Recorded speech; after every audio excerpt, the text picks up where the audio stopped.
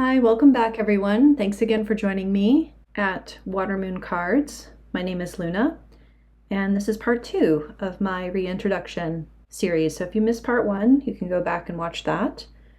So this section of Coyote Tarot's video prompts talks about our decks and our deck collections. And I'll just remind you that I'm not necessarily going to answer every single question on camera, but I will answer them as part of the accompanying blog post, so feel free to check that out. The link is down below. So question 6 is, do you use Oracle with tarot? And the answer to that is occasionally. I actually have one of my favorite Oracle decks here on the table, so I'll turn over some cards so we can have something to look at. I don't like most Oracle decks. I find them to be cliche, sort of like a bunch of motivational posters cut up into little strips and then, put in a pile and you pick one out. I find many Oracle decks to be very similar to each other. I find a lot of them misrepresent or represent in an exploitative way the cultures that they're purporting to be from. Particularly goddess decks are very problematic in a lot of cases. So I really struggle with most Oracle, but I have a couple that I do like, and I'll talk a little bit more about how I use them in another video. This pairing is the Margarita Peterson tarot on the right and the Oracle Médiéval et Merveilleux, excuse my awkward French, the Medieval and Marvelous Oracle.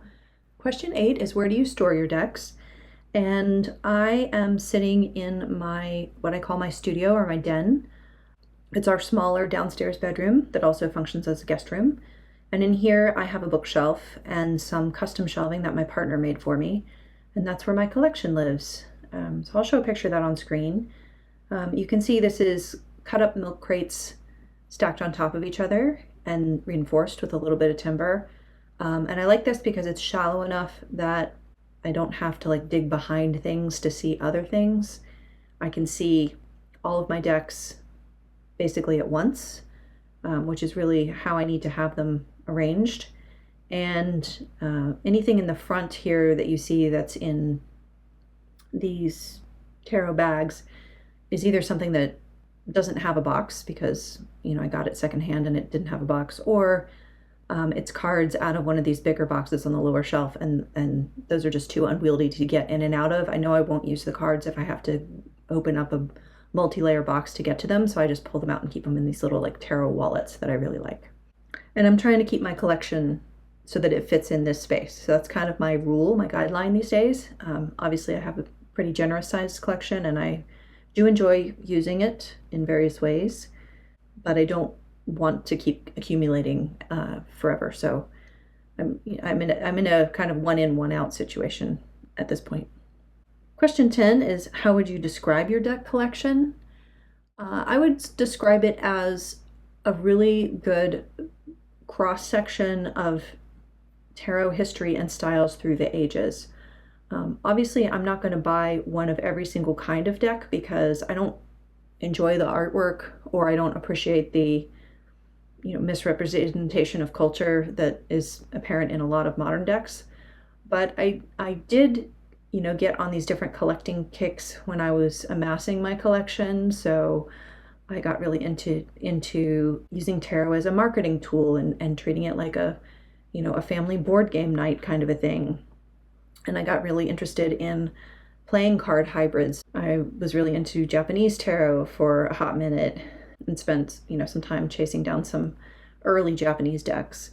And I do have quite a few, I'll call them scenic decks. I don't necessarily like to call them RWS decks because they're not necessarily based on the poses and the arrangements of things that are in the original Pamela Coleman Smith artwork, but they are scenic rather than pip decks. So I've got a section of those.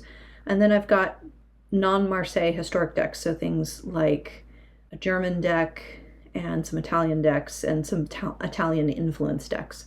So it's really like a nice cross section, and I'm really happy with the way that it's turned out and very thankful that I was able to acquire such a range of different things, because I'm interested in all of tarot history and all tarot art styles. Even if I don't have a representation, I'm always curious about how artists have interpreted tarot or made decks for playing cards, playing games with tarot over the time.